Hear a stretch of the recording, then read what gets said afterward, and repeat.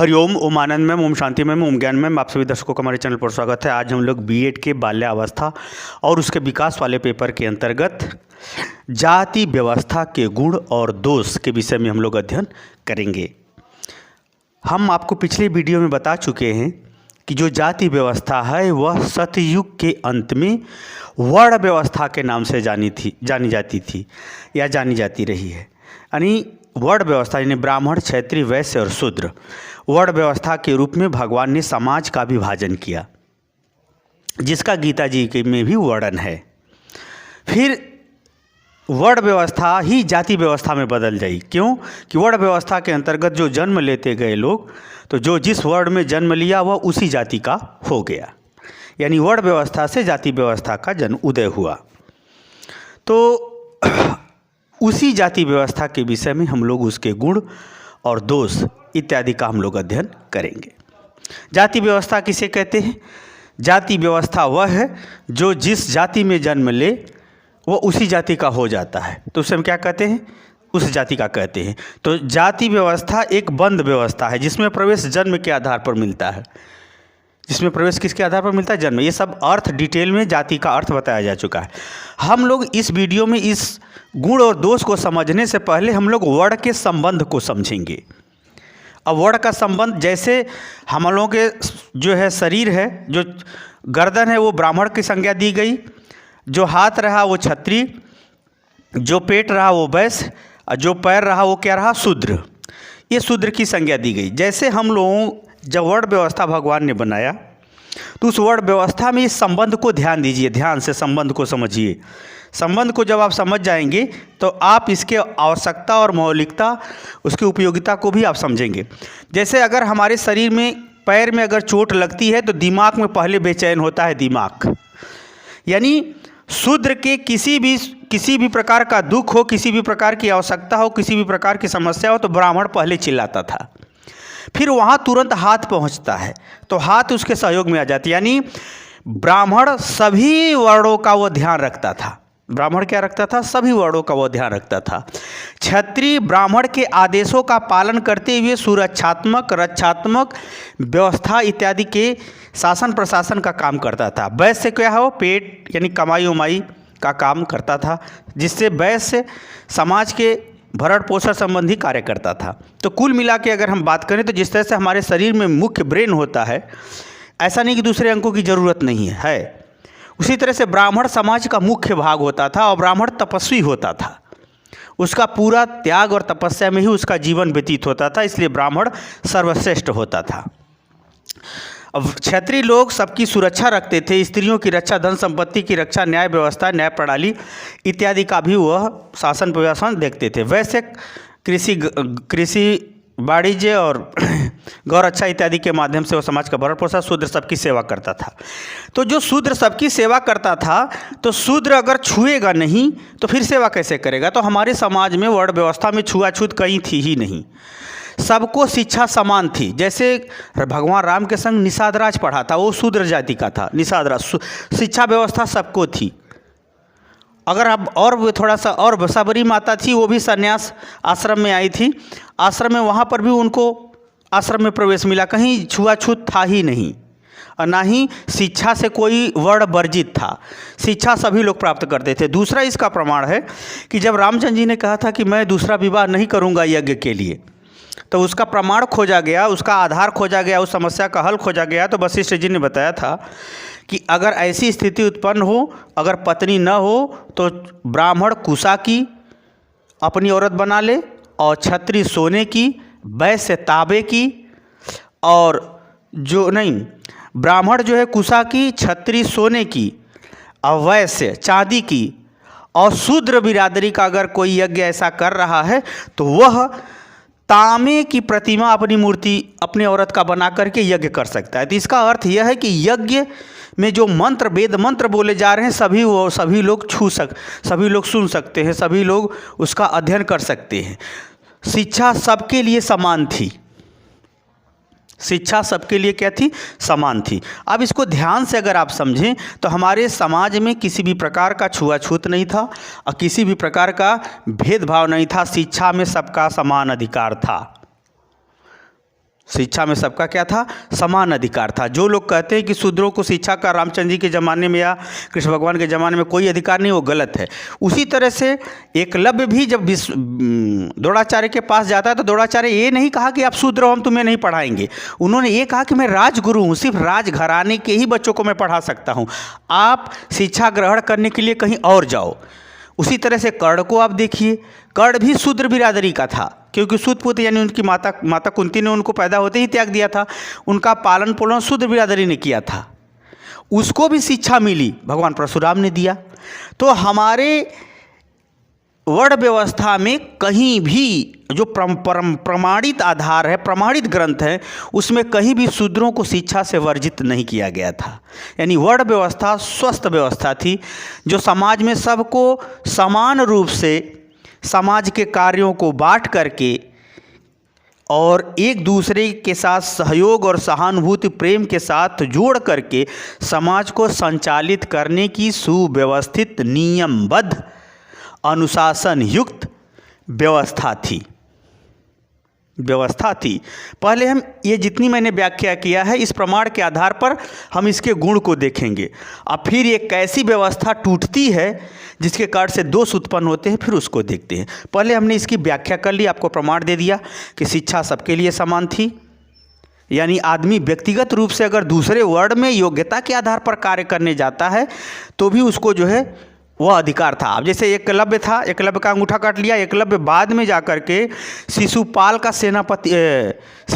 सेनापति बनता है वो। तो यानी एक शूद्र जाकर के क्षत्रिय का काम करता है। तो हमारी व्यक्तिगत योग्यताओं क्षमताओं को भी वर्ण व्यवस्था में दबाया नहीं गया था, समाप्त नहीं किया गया था। ध्यान से आप समझेंगे, हालांकि जो पहली बार सुन रहे होंगे उनको बड़ी दिक्कत होगी, लेकिन जाति वर्ण व्यवस्था में शिक्षा कहीं भी किसी को वर्जित नहीं किया गया था। अब किस कारण से हुआ आगे हम बताएंगे, आगे चर्चा करेंगे। ये ऐसी वर्ण व्यवस्था बहुत बेस्ट होती है। उस वर्ण व्यवस्था के हम पहले गुण देखते हैं। वर्ण व्यवस्था अगर सही रूपों में हो, यानी हमको कोई भी दिक्कत होती है तो पहले ब्रेन मुँह चिल्लाता है और फिर उसके बाद क्षत्रिय वहाँ पहुँच जाता है उसकी सेवा सुरक्षा करने, उसका व्यवस्थित करने। तो ऐसे संबंध थे। ब्राह्मण का इतना बड़ा संबंध था, इतना बड़ा दायित्व था। यही कारण है कि धर्मराज युधिष्ठिर के दरबार में जब एक आदमी हत्यारा 4 लोग मिलकर के हत्या किए गए थे तो ब्राह्मण को सबसे अधिक सज़ा मिली। उसके बाद उससे कम क्षत्रिय को, उससे कम वैश्य को, उससे कम सबसे कम शूद्र को मिली थी। तो ये सब व्यवस्था थी। वर्ण व्यवस्था सही थी, बिल्कुल सही थी, अच्छी थी। उसके हम गुण को देखते हैं। पहला अगर देखें तो प्रकार या पेशा। प्रकार या पेशा का तात्पर्य होता है कि जो वर्ण व्यवस्था ब्राह्मण क्षत्रिय वैश्य शूद्र में थी, जो बाद में जाति व्यवस्था बदल गई, उस वर्ण व्यवस्था का अपना अपना काम था। ब्राह्मण का सबको ज्ञान देना, शिक्षा देना, उपदेश देना, भगवान का ज्ञान देना। उसी तरह से क्षत्रिय का शासन प्रशासन करना, सुरक्षा देना। वैश्य का भरण पोषण संबंधी कार्य करना। शूद्र का सबकी सेवा करना। शूद्र छुएगा नहीं तो सेवा कैसे करेगा? तो सबका अपना अपना कार्य था, जिसके वजह से सब लोग अपना काम बांट बांट के करते। जैसे हमारे शरीर के अंग अपना काम बांट बांट के करते हैं। हार्ट अपना काम, फेफड़ा अपना काम, हाथ अपना काम, पैर अपना काम, आँख अपना काम, नाक अपना काम, सभी अंग अपना अपना काम करते हैं तो हमारा शरीर स्वस्थ रहता है। उसी तरह से यह वर्ण व्यवस्था जो बाद में जाति व्यवस्था बन गई, ये अपना अपना काम अगर सही अपने धर्म के अनुकूल करेगी तो समाज स्वस्थ रूप से संचालित होगा। पहली विशेषता ये थी। दूसरी विशेषता थी अंतर्विवाह। सभी जो वर्ण व्यवस्था थी या जो बाद में चल के जाति व्यवस्था हो गई, उसी अपने ही वर्ण में वह विवाह करता था, अपने ही जाति में विवाह करता था। जिसके कारण से अगर कोई समस्या या कोई दिक्कत उत्पन्न होती थी तो उसी वर्ण के अंतर्गत होती थी, या वर्ण अपनी आवश्यकता के अंतर्गत अन्य स्त्रियों या अन्य जाति के स्त्रियों पर कुदृष्टि या अव्यवस्था संबंधी बलात् व्यवहार या बलात् कोई कार्य स्त्रियों के प्रति नहीं फैल पाता था, क्योंकि सबसे ज़्यादा ब्राह्मण की जिम्मेदारी थी कि कोई गलत न करे। ब्राह्मण जिसको कहता था उसको क्षत्रिय आदेश देते थे, निर्देशित करते थे, सजा देते थे। तो कुल मिला के अंतर्विवाह, अपने ही जाति के अंतर्गत विभिन्न गोत्रों में विवाह करने का विधान था, जिसके कारण से महिलाओं का मान सम्मान अपने जातिगत और अपने पारिवारिक स्तर पर काफ़ी विशेष हुआ रहता था, बना रहता था। रक्त की शुद्धता, पवित्रता, रक्त का स्वरूप और रक्त में एक अपने जातिगत कार्यों के प्रति दृढ़ता, लगन इत्यादि की प्रवृत्तियां जन्म लेती थी। अंतर्विवाह का ये फायदा होता था। तीसरा था श्रम विभाजन। समाज में सभी वर्ण अपने अपने काम करते थे, इसलिए श्रम विभाजन को बढ़ावा मिलता था। यानी हर जाति या हर वर्ण के लोग अपने अपने जाति से संबंधित कार्य को करने में कुशल हुआ करते थे, जिससे समाज तीव्रता से विकास करता था। आगे है चौथी है संस्कृति। हर वर्ण व्यवस्था की अपनी अपनी संस्कृति हुआ करती थी। उनका अपना ड्रेस, खान पान, रहन सहन का तौर तरीका, शैली, ड्रेस, ये सब भी हुआ करती थी। शैली, सभ्यता, ये भी हुआ करती थी। इसलिए हर वर्ण की अपनी क्या होती है, संस्कृति होती थी, जिसको पहचान लेते। जैसे हम लोग पुलिस के कंधे पर लगे स्टार से पहचानते हैं कि कौन किस पद पे है, उसी तरह से उस समय लोगों का अपना ड्रेस होता था, जिससे उसकी स्थिति और उसके कार्य का पता चलता था। उसके संग उत्तम व्यवहार लोग करें, यह भी निश्चित किया गया था, ये भी पता चलता था। तो उनका एक अपना शैली था, जीवन शैली था, तौर तरीका था, वह हर जाति का अपना बना हुआ रहता था। आगे जिससे क्या होता था, समाज में एक पद के अनुरूप सभ्यता का व्यवहार देखने को मिलता था। अगली इसकी विशेषता थी या लाभ था सामुदायिक भावना। सामुदायिक भावना का तात्पर्य यह था कि जो वर्ण जिस रूप में था, उस वर्ण के प्रति एक अपनापन भी दिखाता था। उस वर्ण के कार्यों को और अच्छा ढंग से बनाने हेतु या सामूहिक रूप से प्रयास करने होती अपनापन की भावना, या अपने दायित्वों के प्रति उसको विशेष अपनत्व की भावना पाई जाती थी। ये भी इसका महत्वपूर्ण गुण है या लाभ है, या कह सकते हैं। आगे है सीमित समस्या। इसमें अगर कोई समस्या उत्पन्न होती थी तो वर्ण विशेष में ही समस्या उत्पन्न होती थी, पूरे समाज में समस्या नहीं उत्पन्न होती थी। अगर क्षत्रिय की समस्या है तो क्षत्रिय ही समाज उसे हल करेगा। अगर गलत राजा है तो क्षत्रिय उसका वध करके क्षत्रिय राजा बन जाए, या क्षत्रिय ही उसे युद्ध करके परास्त करके स्वयं उसका शासन अपने हाथ में ले। रामचंद्र जी पूरे विश्व सम्राट थे, राजाओं के क्या थे, सम्राट थे। लेकिन सम्राट उस समय इस रूप में थे कि कोई, उस समय के जितने राजा थे, कोई अधर्म से शासन नहीं कर पाता था। कोई अधर्म से शासन करता था तो रामचंद्र जी उसे मरवा देते थे या उसे सुधार देते थे। तो सम्राट का मतलब ही नहीं था राज्य छीन लेना। सम्राट का मतलब कि पूरे अपने बाहुबल का प्रयोग करके पूरे विश्व में धर्म की स्थापना करना, उस समय का नियम। तो यही कारण था कि रामचंद्र जी सम्राट थे और उनका जो ST था, निषाद राज, इलाहाबाद का राजा था, वो वहाँ शासन करता था। तो पूरे विश्व में रामचंद्र जी के बाहुबल के डर से, भय से या प्रेम से के भरोसे पूरे विश्व में सनातन धर्म की स्थापना थी। तो जो समस्या उत्पन्न होती है वह सीमित, जहाँ कहीं समस्या उत्पन्न होती थी, कोई राजा समस्या उत्पन्न करता था तो वो उसी राज्य तक सीमित रहती थी, या कोई जातिगत कोई समस्या उत्पन्न होती थी तो वो उसी जाति की समस्या थी, तो उसी जाति के लोग उसे हल करते थे, या उसी जाति के अंतर्गत उसी के विधि विधान के आधार पर उसका हल निकाला जाता था। तो सीमित समस्या उत्पन्न होती थी और न्याय तत्काल मिलते थे। ये भी इसकी बड़ी महत्वपूर्ण विशेषता थी इस वर्ण व्यवस्था की। अगला है जातिगत नेतृत्व। हर जाति का अपना अपना नेतृत्व होता था। क्या होता था, नेतृत्व होता था। उस जाति के नेतृत्व यानी नियम के अनुसार, शैली के अनुसार, न्याय के अनुसार, क्रिया के अनुसार उसके विषय में निर्णय लिए जाते थे या नेतृत्व किए जाते थे। ब्राह्मण का अपराध बहुत भयानक माना जाता था, वैश्य का अपराध बहुत उससे तुलना में कम माना जाता, शूद्र का सबसे कम माना जाता था। ये जातिगत नेतृत्व था, क्योंकि उनके कार्य, जीवन शैली, व्यवहार इत्यादि के संदर्भ में जो भी निर्णय लिए जाते थे या क्रियाकलाप में निर्देश दिए जाते थे वह जातिगत ही थे या वर्णगत ही थे। अगला है खंडात्मक विभाजन। समाज क्या था, खंडों में बटा हुआ था। ब्राह्मण, क्षत्रिय, वैश्य और शूद्र खंडों में बटा हुआ था। इसलिए सभी खंड, ऐसा नहीं है पूरे खंड में समस्या नहीं उत्पन्न होती थी, या बल्कि खंडात्मक समस्या उत्पन्न होती थी। समाज खंड खंड में बटा होकर के अपना काम करते हुए एकजुटता था। खंडात्मक विभाजन में क्या थी, एकता थी। क्या थी, एकता थी। क्षत्रिय कितना हो बड़ा हो जाए, वो ब्राह्मण से बड़ा नहीं, राजा भी होगा तो भी ब्राह्मण के सामने झुक के ही रहेगा। और क्षत्रिय होने का ये तात्पर्य नहीं कि मनमाना करे, उस मनमाना करे तो ब्राह्मण उसको टोकता था। तो यही कारण था कि समाज जो खंडों में बटा हुआ था वो खंड में बट के भी क्या था, एक था, जिसके कारण से पूरा समाज के जो लोग थे ब्राह्मण, क्षत्रिय, वैश्य और शूद्र में बट करके भी विकास का बहुत बड़ा कारण बनते थे, आधार बनते थे। जैसे इसी वर्ण व्यवस्था के अंतर्गत ही राजा भरत जी 14 साल में 14 गुना अयोध्या की संपत्ति का विकास कर दिया, सुशासन स्थापित करके। कार्यों को बांट करके, वर्ण व्यवस्था द्वारा बटे हुए कार्यों को बांट करके व्यवस्थित ढंग से संचालित किया। अयोध्या की संपत्ति 14 साल में 14 गुना कर दिया उन्होंने। तो एक प्रकार से अगर देखा जाए तो इन सब वर्णों में अनेकता में भी क्या थी, एकता थी। खंडात्मक विभाजन, उनके अंदर विभाजन होने के बावजूद भी क्या थी, एकता थी। सबको अपने पद, अपने जाति, अपने व्यवसाय, अपने धर्म के अनुरूप ही व्यवहार करना पड़ता था। जाति व्यवस्था बहुत उत्तम व्यवस्था थी, परंतु जाति व्यवस्था या वर्ण व्यवस्था बाद में चल करके टूट गई। क्यों टूट गई? सिंपल, जैसे आदमी का दिमाग खराब हो तो उसका व्यवहारों खराब होगा, व्यवहार खराब होगा तो पूरे शरीर की बदनामी होगी। तो ब्राह्मण समाज द्वारा, राजपुरुषों द्वारा मिल करके वर्ण व्यवस्था के अंतर्गत शूद्रों का सबसे ज़्यादा अधिकार छीना गया। सबसे ज़्यादा तो शिक्षा ही छीन ली गई, शिक्षा छीना गया और वैश्यों को मिला करके जो है अपना ये शासन व्यवस्था ये लोग संचालन करना शुरू किए। धीरे धीरे वैश्यों में भी शोषण की स्थिति उत्पन्न हुई।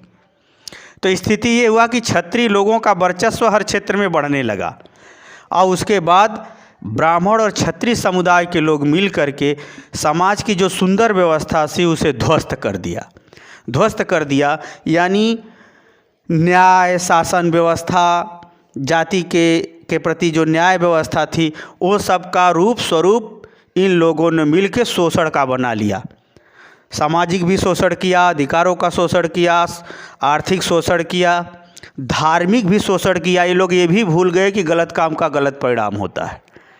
सनातन धर्म के नाम पर भी शोषण इन्होंने किया, पाखंड इतना फैलाया इसे बहुत। तुलसीदास जी ने जब सनातन धर्म के इन लोगों द्वारा, सनातन धर्म परम सुंदर है, जो सनातन धर्म के लोग थे इन लोगों द्वारा अपने शक्ति, सत्ता और दिमाग का प्रयोग करके जब अत्याचार देखा तो रामचरितमानस में बड़ा सुंदर ढंग से, सरल ढंग से ये सब बुराइयों को दूर करने का वर्णन किया। ब्राह्मणों उन्होंने काशी से ही भगा दिया, जाके काशी के दक्षिण में 80 घाट पे वो कुटिया डाल के पड़े रहे, फिर भी भगवान शंकर उनको रामचंद्र जी से नहीं मिलाए, जाके वो राम चित्रकूट में उनसे मिले। अगर दूसरा बात अगर हम देखें तो उसी तरह से भगवान बुद्ध ने भी आए तो भी ब्राह्मण और क्षत्रिय समुदाय को लोग घुसने ही नहीं दिए। ब्राह्मणों को क्षत्रियों का यानी राजाओं का सपोर्ट मिला, उनको घुसने ही नहीं दिए बनारस में, इसलिए फिर उन्होंने वैद्य धर्म के नाम से चलाए। फिर उसी तरह से जैन धर्म में भी आया। तो कुल मिलाकर के कबीरदास जी, संत रैदास, सब लोग आए, महान महान जो संतों ने ही तो प्रयास किया था इन ब्राह्मणवाद का, या ब्राह्मणों ने जो पाखंड फैलाया था, सनातन धर्म का जो दुरुपयोग किया था वर्चस्व के लिए, लाभ के लिए, उनके खिलाफ जो जो बोला सबका इन्होंने विरोध किया। लेकिन आज तक किसी भी संत ने या भगवान के किसी अवतार में ये नहीं कहा गया कि सनातन धर्म गलत है, इसे छोड़ दो। लोग नहीं माने तो सनातन धर्म की ही सारे सिद्धांत को लेकर के उन्होंने एक अलग नाम से अपना, जैसे ये इनका क्या नाम है, गुरु नानक जी, वो भी चलाए। भगवान बुद्ध तो चलेबे किए, नहीं माने लोग तो उन्होंने अपना एक समाज कल्याण हेतु अपना रास्ता बताया। तो एक प्रकार से जितने भी सनातन धर्म के धर्म परम सुंदर है, इसीलिए मुस्लिम होने के बावजूद भी साईं बाबा ये नहीं कहा कि सनातन धर्म गलत है, छोड़ दो। अर्थात सभी संत महात्मा और भगवान के जितने भी अवतार हुए कलयुग में, ये सभी लोगों ने सनातन धर्म को परम शुद्ध बताया। लेकिन इसका जो दुरुपयोग करने वाले थे वे लोग ऐसे संतों को सनातन धर्म में प्रवेश ही नहीं दिए, इसलिए वो लोग सनातन धर्म को की आलोचना न करके समाज के सुधार हेतु एक अलग व्यवस्था ही दे दी। तो जितनी भी बुराई आई यह शासन सत्ता में वर्चस्व और दूसरे का शिक्षा छीनने के कारण से आई। यही कारण है कि इस जाति व्यवस्था में अनेक दोष देखने को मिलते हैं। पहला, व्यक्तिगत योग्यता की उपेक्षा। जब ब्राह्मण और क्षत्रियों का वर्चस्व बढ़ा, धार्मिक शोषण बढ़ा, तो इसके फलस्वरूप हुआ क्या कि व्यक्तिगत योग्यता की उपेक्षा कर दी गई। जैसे हमने कहा ना, एकलव्य शूद्र था, क्षत्रिय विद्या ग्रहण किया। कर्ण, जब तक लोग नहीं जानते थे, कर्ण भी शूद्र था, वो भी क्षत्रियों का विद्या ग्रहण किया। ये वाली उपेक्षा हुई, यानी कुल मिलाकर के शिक्षा की उपेक्षा कर दी गई शूद्रों के लिए भी, और व्यक्तिगत योग्यता के आधार पर अन्य वर्णों का कार्य करने में भी इसकी क्या कर दी गई, उपेक्षा कर दी गई। इसके कारण से जाति व्यवस्था में बहुत भयंकर दोष आने लगा, विकृतियाँ आने लगी, जिसके लिए डॉक्टर भीमराव अम्बेडकर ने बड़ा संघर्ष किया। दूसरा अगर देखें तो जातिवाद, जाति व्यवस्था के कारण से जातिवाद यानी लोग पक्षपात करने लगे, न्याय और भगवान को भी भूल गए सब। उनको इस बात पर विश्वास ही नहीं रहा कि गलत काम का गलत परिणाम होता है, जिसके कारण से अनेक अत्याचार किए। महिलाओं का भी ये नियम बन गया, महिलाओं के प्रति भी अत्याचार बहुत हुए, महिलाओं का शोषण भी बहुत हुआ। इसमें कई सारी फिल्में भी बनी हैं जिसमें दिखाया गया कि ऐसे ऐसे शोषण रहा।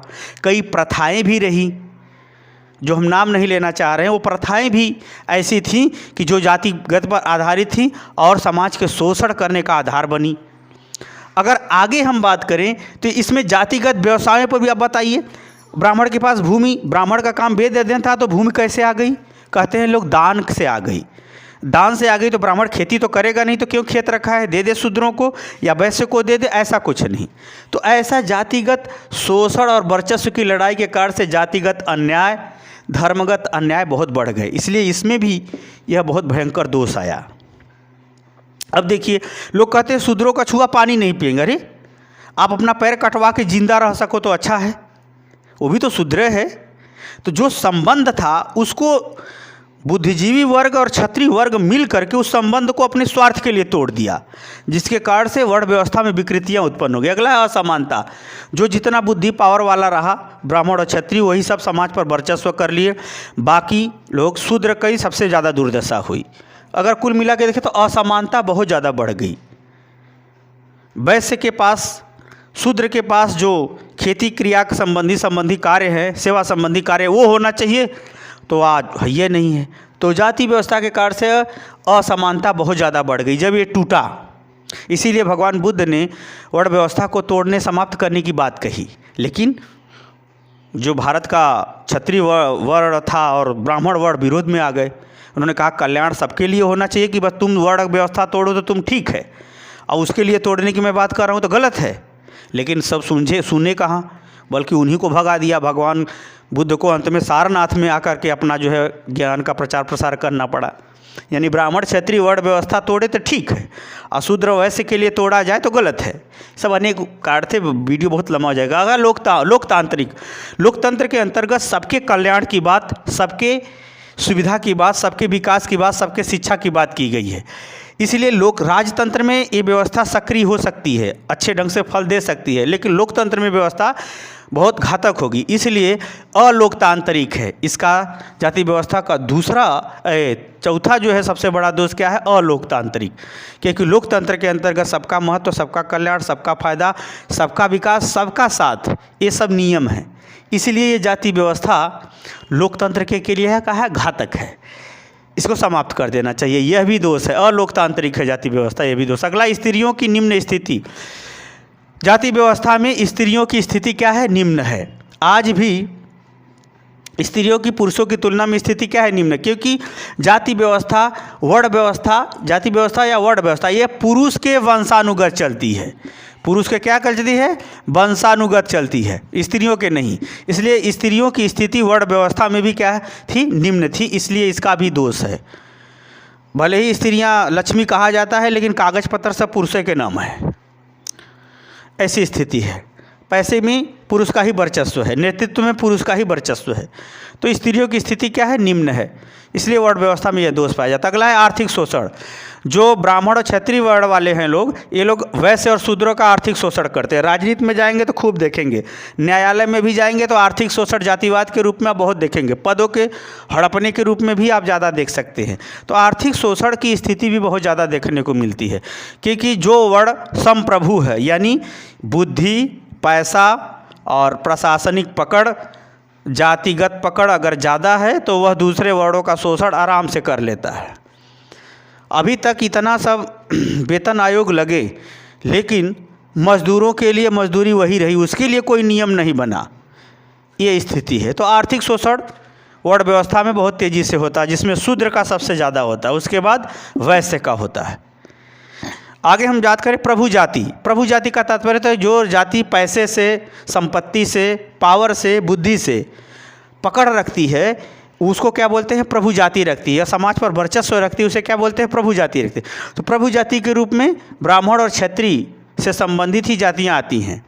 ये प्रभु जाति करती क्या है, ये प्रभु जाति राजनैतिक रूप से दुरुपयोग करना, लोकतांत्रिक रूप से दुरुपयोग करना, ये सब गतिविधियाँ बढ़ने लगी इस वर्ण व्यवस्था के कारण से, जिसके कारण से प्रभु जातियों द्वारा भी लोकतांत्रिक मूल्यों का हनन या जाति व्यवस्था के नैतिक दायित्वों का हनन बहुत ज़्यादा किया गया। यह भी दोष जाति व्यवस्था में आ गया। अगला है धार्मिक पाखंड। ये वर्ण व्यवस्था जब टूटी तो कर्मकांड को इतना ज़्यादा बढ़ावा दिया गया जिसको देख करके कबीरदास जी को यहाँ तक कह देना पड़ा कि पाहन पूजे हरि मिले, जबकि सब भगवान की मूर्ति पत्थरे की है। पाहन पूजे हरि मिले तो मुझे न मैं पूजू पहाड़, ताते यह चाकी भली पीस खाए संसार। यहाँ तक एक संत को यानी भगवान के रूप को कहना पड़ा, इतना ज़्यादा पाखंड। तो यानी धार्मिक पाखंड इतना ज़्यादा बढ़ा दिया गया जाति व्यवस्था के अंतर्गत, जाति व्यवस्था तोड़ते हुए कि उस व्यवस्था में धार्मिक पाखंड की बहुत ज़्यादा स्थिति हो गई। टोना टोटका, धार्मिक उन्माद, लड़ाना, भेदभाव डालना, ये सब ज़्यादा स्थितियाँ उत्पन्न हो गई, यानी धार्मिक भेदभाव उत्पन्न किए गए। यह भी दोष वर्ण व्यवस्था के टूटने के कारण से, यानी वर्ण व्यवस्था के नियम, सिद्धांत, कार्य, व्यवहार और संबंधों का पालन न करने की वजह से धार्मिक पाखंड की स्थिति उत्पन्न हो गई। ये सब दोष किसके तोड़ने से हुआ, वर्ण व्यवस्था के टूटने के कारण से हुआ। वर्तमान में इसकी स्थिति क्या है, इसमें बहुत ज़्यादा अब जाति व्यवस्था में सुधार हुई है।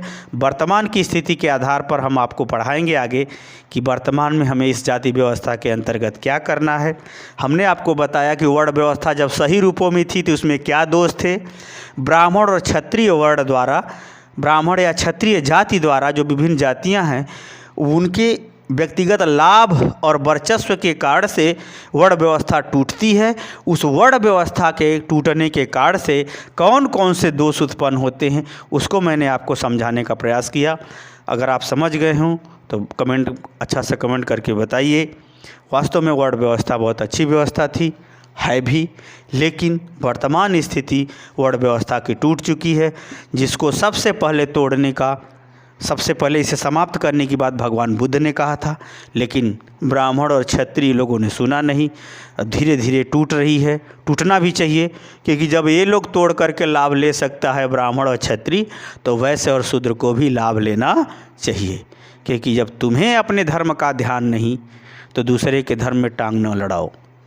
तो भगवान बुद्ध के बाद बहुत सारे लोगों ने प्रयास किया, जिसमें कबीरदास जी, तुलसीदास जी भी व्याख्या किए। धार्मिक सनातन धर्म के मूल सिद्धांतों को बता करके उन्होंने प्रयास किया, क्योंकि जब राजतंत्र है ही नहीं तो लोकतंत्र में दूसरी व्यवस्था होनी चाहिए। उसी तरफ देश धीरे धीरे अग्रसर हो रहा है, जहाँ तक उम्मीद है कि अब जो जाति व्यवस्था है वह सुधरते हुए सबको समान अवसर के साथ विकास का मार्ग प्रशस्त करने पर बल दे रही है। मुझे उम्मीद है कि जाति व्यवस्था के गुण और दोष को आप आराम से समझ गए होंगे। समझ गए हैं तो कमेंट बॉक्स में जरूर बताइए। साथ ही मेरे चैनल को लाइक शेयर सब्सक्राइब कीजिए। हरिओम।